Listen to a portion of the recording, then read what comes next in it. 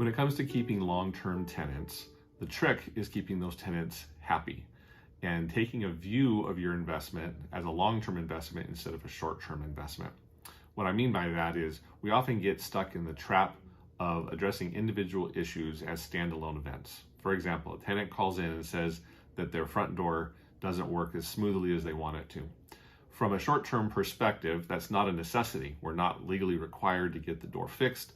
We're not legally required to maintain that door to that degree. As long as it opens and closes and locks, we've met the requirement of a landlord. However, that investment of $150 to adjust that door just might be the ticket between having that tenant decide to move out at the end of their lease versus stay for another year. From a long-term perspective, taking care of minor maintenance issues, being responsive as a landlord, are the investment that we make to keeping a tenant longer term.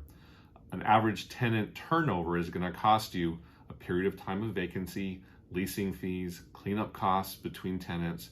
So it can be very expensive to go through a vacancy.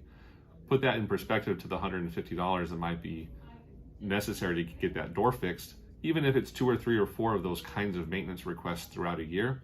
And you can see that it's much more beneficial to a landlord to keep a tenant happy by taking a long-term vision of the property, addressing the minor maintenance to keep the tenant happy so that they'll stay and avoid those costly vacancies.